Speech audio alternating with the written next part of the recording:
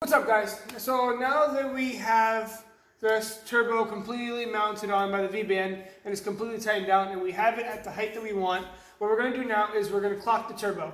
First thing I did was I loosened the back exhaust housing bolts, which there's 6 of them. They're 13mm for this Amazon turbo. I already have a video explaining everything about the turbos that I'm using and why I'm doing it. You should check that out. It'll be in the link in the description below. So what I did now is I clocked the oil return line from the turbo to the drain, as you can see. What I have is a slight angle, and it's a 10 AN fitting going straight down to right over here. If you can see in the side plug right there. Where I'm going to run another angle to plug it in. I'm going to tighten these bolts down, and I'll get back to you guys in a couple seconds. That way we can clock the front of this turbo.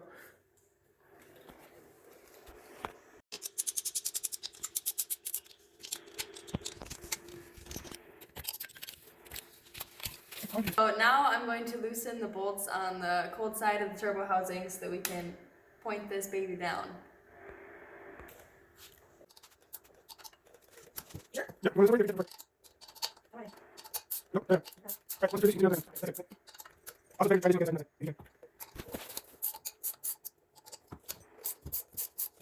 I can't wait till we're able to get this thing running and take it to Brainerd.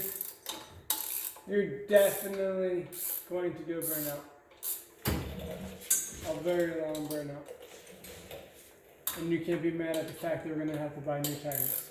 I'll be a little mad. When are you going to do the burnout? Let's see.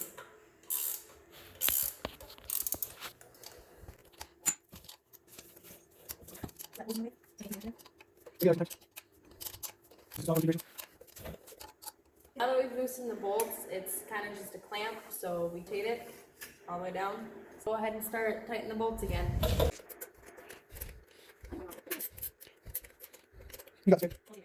I'll get back to you in a couple seconds when she's fully tightened down.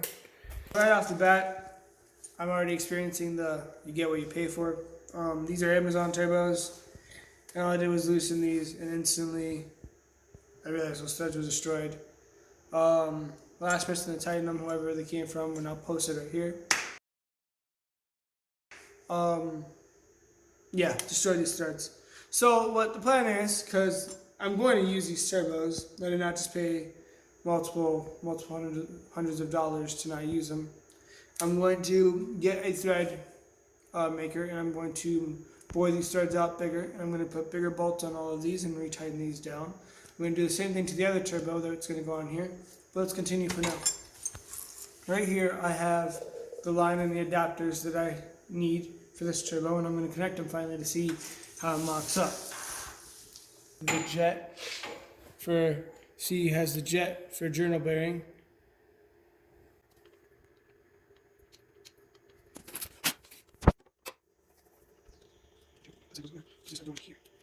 So I'm not entirely sure if I'm supposed to put Teflon tape on these threads, but I'm going to just in case. Nice thick layer on there. Make sure it doesn't go near the jet ends at all. I'm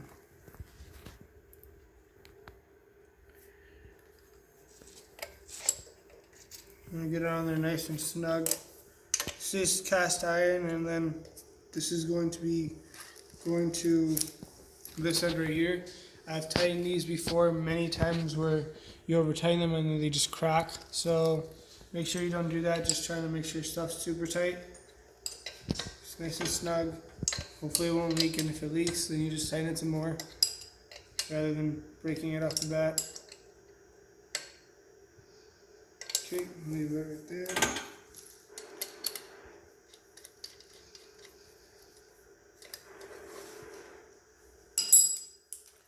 Another wrench, I'll just tighten it.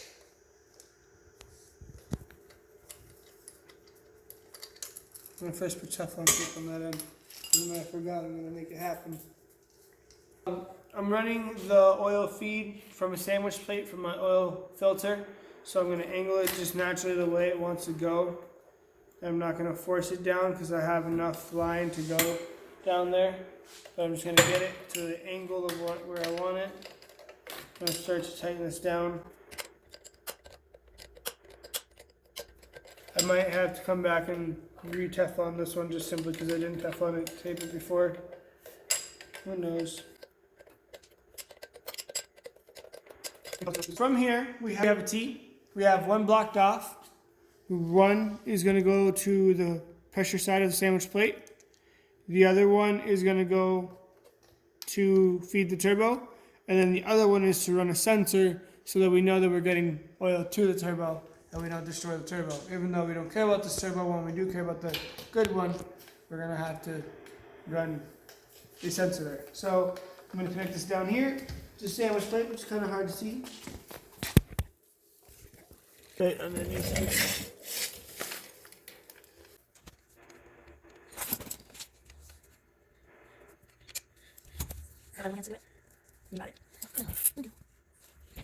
Okay, so once again, this Infinity likes to be difficult.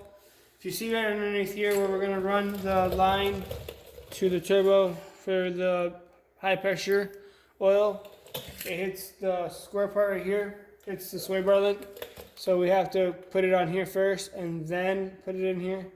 I can't just tilt it actually a good amount. I'm going to put it back in, that's what I'm going to do. Just give it a little tilt. And this oil is drained completely of fluid, so it's okay. Not the biggest of deals right now, thankfully. So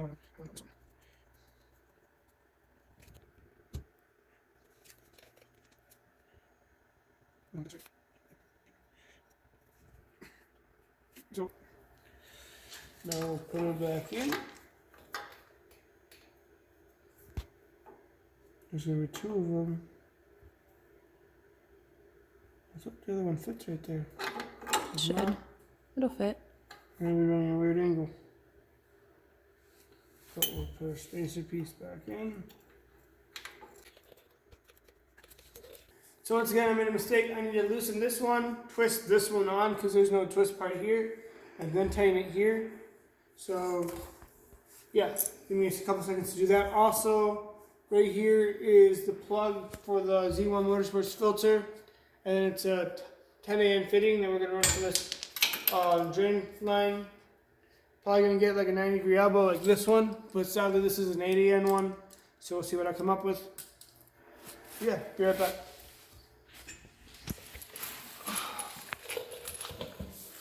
Could I have made this any lower? Nope. Well, maybe a little bit. See that now. I'm actually going to take this spacer out real quick and connect this and then put this back in. There's no need to make myself suffer like that. Make sure all that's cleaned off. Awesome, right?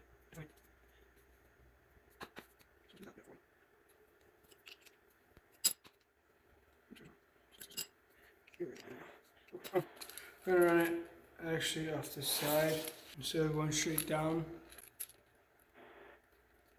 I'm sure a lot of this will be adjusted later on for specific reasons that we get to figure out. Currently right now, the best I can do is just start putting things together. Best way I think it goes. I'll slide this back in for now, and then we have to take it off again for the when we plug in the other one. Look at that. Runs right perfectly. Lets it run right on top of that sway bar arm.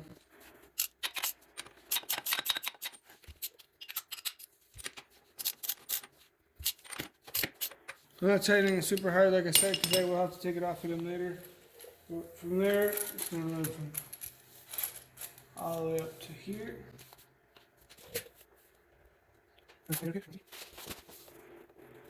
With the jet side down, not up. And just a reminder, guys, we are not going to be running the water-cooled part of these turbos. We're going to be blocking that off and just running oil-cooled turbos.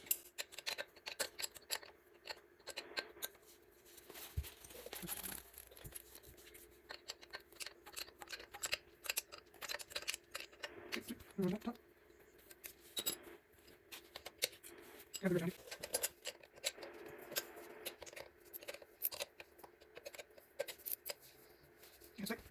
all nice and tight. Sweet, guys. We have the feed, return. Now let's plug in the drain right here, the edge. That's the corner if you can see.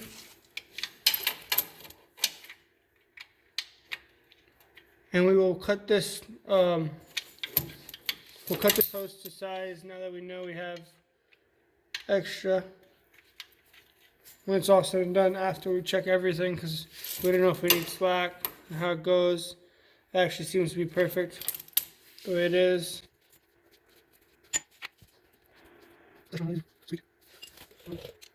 Just the outside channel locks, nice and gentle. And roll it up.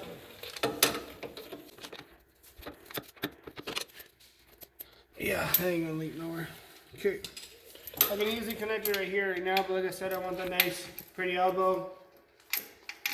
And this one will be angled downwards also, so you can finally tighten.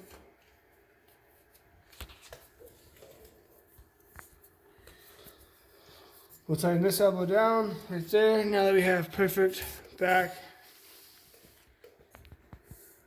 That's awesome. And this one right here, we actually want it to sway like this so it's away from the exhaust housing where it's heat.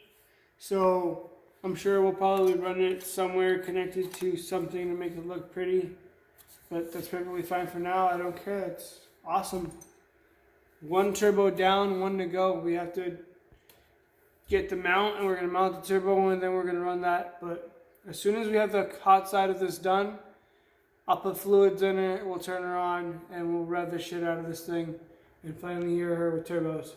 Alright guys, now that we have everything connected, we have the high pressure feed line connected with the oil filter spacer. We have the one blocked off, and then we have the extra one to run the oil feed sensor to make sure that we have oil to the turbo. Right now we have the drain plug going right down. We already tightened this AN fitting.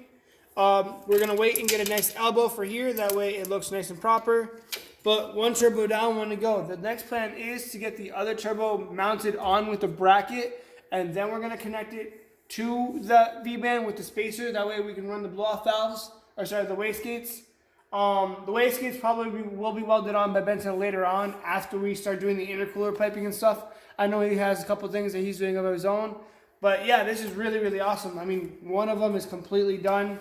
As soon as Benson gets done with that side of the welding side, I have to mock it up and cut it, and then he'll weld it. But as soon as we're done with that, and we'll definitely get footage of that, the plan is to turn this car on with the cold side not connected and hear these turbos and finally hear her turn on. It's been a long, long time, and I would really just like to see oil going to the turbos and just simple things like that working again on the car.